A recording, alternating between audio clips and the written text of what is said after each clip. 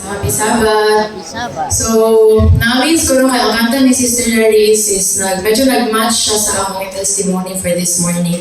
Matinag-alam, di ba, is faithful. So, faithful si God sa iyong promises. And this morning, akong testimony, since officially graduate naman jud ko, akong testimony is how God has been faithful to me sa akong 4 years sa college and paunsa ko niya gi-sustain all throughout those years. So, before I entered college, mga kaigsunan, sila Mami Lu, sila Mama, sila Daddy, akong tibuok family basically, sige sila remind na ang Catholic school ba na imuang sudlan na yung na college. So, dapat maging ready yun ka, maging prepared yun ka na very possible na ay exams, na ay activities, na ay important events na ma-hold yun siya sa Saturday. So, kabalo naman kasi mong faith, it's important na bisag mo abot na ng mga time, mag-stand firm ka sa imong principles, mag-stand firm ka sa kung sa imong ginatuuhan. So, and first year pa lang Jud, dito na nag-start akong first test of faith. So, namin terror na professor and it's from a major subject. Iyong exam, natungnan man Jud na Saturday. So at first, medyo okay, medyo kumpiyansa lang ko ba kayo, ilang biya itong pandemic. So wala pa ko nakatry ng mag-ingon-ingon na bawal ko Saturday. So katulad time, after niya i-announce or after na ako nakita sa naka-schedule Saturday ang exam, gidoon na ko siya na ko na, ay ma'am, I apologize pero hindi pa ako pwede pagka Saturday, ganyan. Gitanaw lang ko niya mga ka-extra na siya. You didn't read the handbook na bawal ka mag-exam or mag-take ng special exam unless ang excuse nimo is na naapektuhan kang calamity with proof or naka-immediate family member na namatay. So, pag ingon niya itong mga kaisunan, medyo ako dito na ako nakulbaan, anxious ko na, if dili na ako mag-take na special exam, mag-subject ko ano na subject, ay finals ko na ko and katupad na subject, prerequisite siya para sa akong subject sa second year. So, bisag yung malitahan ko niya mga kaigsunan ko na, bala na mag-send lang ihapon ko excuse letter sa iyaha. So, after na ako nag-send og excuse letter, i-approach na ko siya usap, sabi ko na, ay ma'am, nabasa mo po yung excuse letter ko, ganyan, respectful lang ihapon. Tapos siya na okay, sige, I will allow you to take the exam.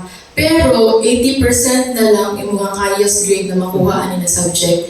So, ko ato na 80%, grabe po, pero sige na lang, okay na lang, I will take it. Basta lang kayo, dili na ako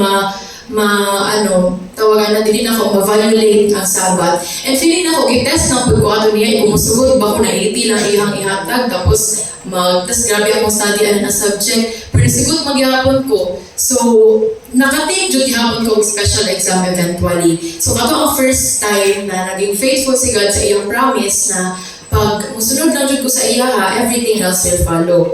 Tapos, so second year, dili na tayo medyo, dako siya na-challenge sa kuha kay ang subject na mga to is NSTP. Tapos, ang NSTP na mo, Saturday lang dun siya ng class, like whole semester. Tapos, duha ni ka semester ha, first and second semester. Ako NSTP is Saturday siya whole day. So, imagine, whole second year na ko ng classes sa NSTP, wala dyan ko na-attendan bisag isa. So, ato na time, ato na moment, pagkakita na ako sa schedule na Saturday ang halos whole class exam activities, even ang final performance na mo na tree planting, which is 50% sa among grade, natunong man siya Saturday. So, syempre, feel na ako defeated na kaya ko na na lang ako ni na subject. Pag ikon po na ako, i-open up na ko siya kay mama. And si mama, wala na siya problema, na siya. Ay, sige lang, hindi lang na mo na subject sa summer. Mag-summer ka, or unsa ba. Basta dili na mo ma-violate ang Sabbath.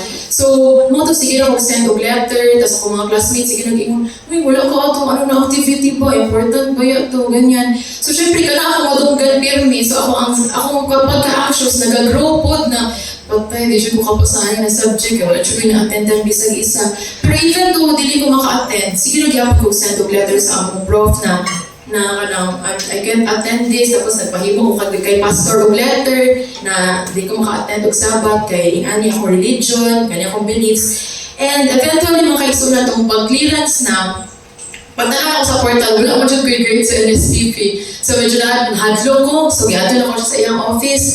Tapos pag ato na ako dito mga kaigsuunan, ana siya na, okay, what's your name? What's your name again? Ano ko na, ay, Sir Reyna Araho po. Siya na, ay, ikaw yung ano, di ba? Yung bawal pagka-Saturday. Sige, it's fine. Ako yung mga gi-reserve na mga alternate activities para sa imo ha.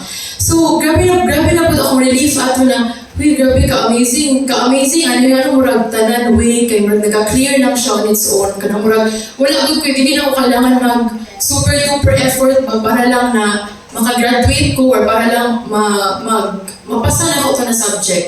So eventually, na-take na ko ito ng mga activities and thankfully, plus na good or bonus na good nakakuha pa dyan ko high na grade ato na subject, atong NSTP.